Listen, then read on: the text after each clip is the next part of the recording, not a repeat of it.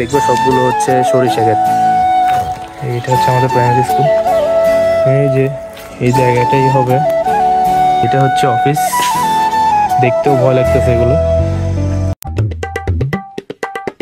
Hello guys, good morning, welcome to my new blog. তো guys এখন হচ্ছে আমরা ফ্রেশ হবো এবং নাস্তা করবো, এরপরে বাইরে যাব। আজকের বাইরের ওয়েদারটা দেখো, কুয়াশা চারিদিকে। তো গাইস নাস্তা চলে আসছে আমার, নাস্তার পর দেখা হচ্ছে। তো কতক্ষণ গেম খেললাম ছেলেদের সাথে, বাইরে হওয়ার পর এখন শুক্রবার যেহেতু নামাজ পড়তে যাবো, করে দেখা। তো এখন আমরা যাচ্ছি হচ্ছে মসজিদে নামাজ পড়ার জন্য। মসজিদ হচ্ছে একদম বাইরে দেখতে আসছে।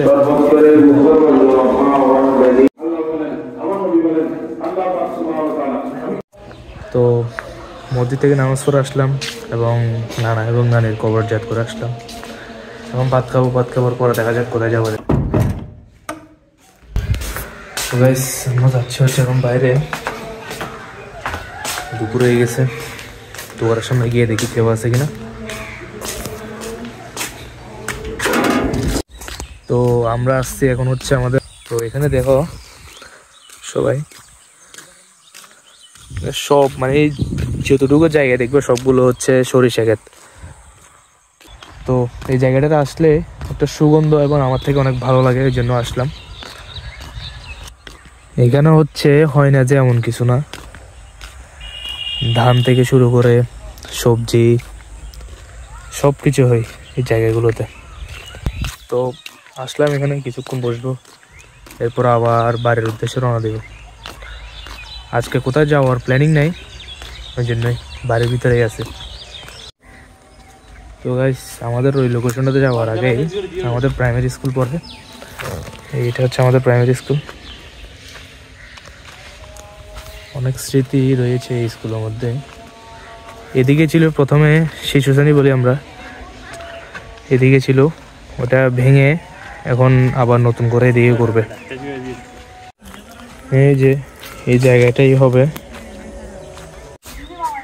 এটা হচ্ছে প্রাইমারি স্কুল, এটা হচ্ছে অফিস, এটা চতুর্থ শ্রেণী, আর এটা হচ্ছে পঞ্চম শ্রেণী, আর এটা হচ্ছে তৃতীয় শ্রেণী। থেকে এখনো মনে আছে আমাদের পঞ্চম শ্রেণী তখনও ছিল এটা, এখনো এটা। এখানে আমরা ছিলাম ছেলে শুধু 5 জন। তো যখন হচ্ছে আমরা সর্বপ্রথম এখানে আসছিলাম তখন এগুলো কিছুই ছিল না, এই স্কুলটা ভাঙা ছিল। আমরা বসছিলাম হচ্ছে ভাঙা বেঞ্চের মধ্যে, আর এখন হচ্ছে সব কিছু ইউনিক হয়ে গেছে। এখানে অনেক টিচারই ছিল, কিন্তু আমার থেকে পার্সোনালি অনেক ভালো লাগতো আমাদের হেড স্যারকে। উনি এখন বর্তমানে হেড স্যার, দিবঙ্গ স্যার বলে আমরা ওনাকে।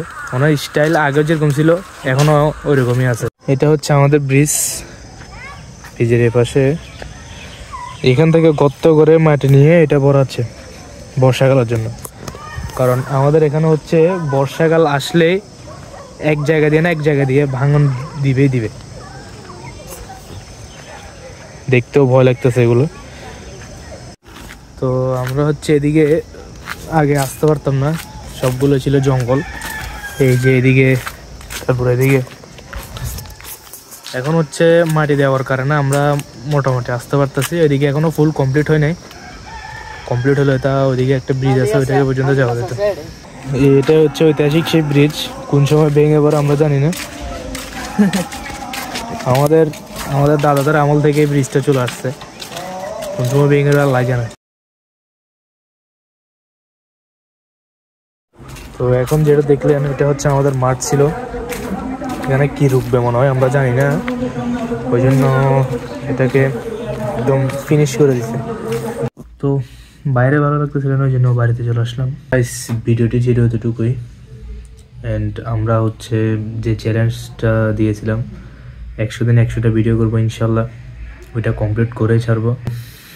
সি ইউ গাইস, দেখা হচ্ছে নতুন আরেকটি।